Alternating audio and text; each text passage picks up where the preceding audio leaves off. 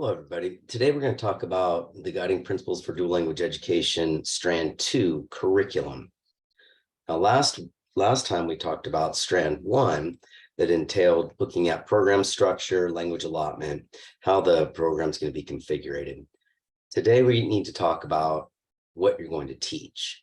And so strand 2 really hits on how to align what you're teaching with the overarching standards and assessment policies, as well as the language development policies you have, with a focus on bilingualism and biliteracy.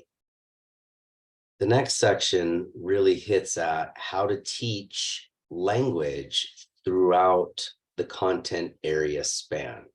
And so if you're looking at different content areas, how can you also be aware of the language of instruction while supporting both languages and understanding of the content in both languages? The next section that we're going to focus on has to do with how the curriculum is aligned horizontally and vertically, and how that articulates with the standards, but also as you develop a program, how you scaffold that out and project what the curricular needs for the grades vertically have to do with the program development at the beginning.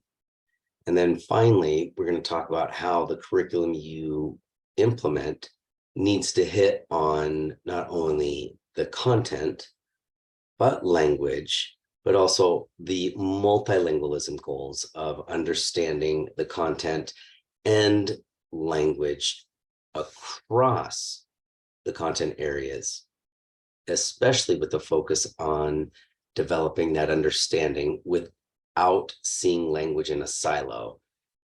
You don't want students to only learn content in English and how it relates to other examples in English.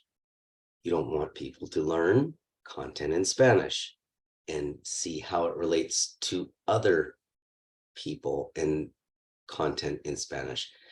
While you're learning a specific content, you want to understand how that connects across all language groups. The language of instruction is a focus, and language development within that language of instruction is a focus, but how you apply it in a multicultural lens is very important. We're also, while you're reading, going to think about what curricular approaches you have in your district, if they have Spanish versions, and how they're connected or not. You want to think about the process of adopting new curriculum in your district and think about how that might look for a program like dual language that's going to be scaled out across each year. And then finally, how you're going to have extracurricular support systems put in place, like coaching or working with special education contexts.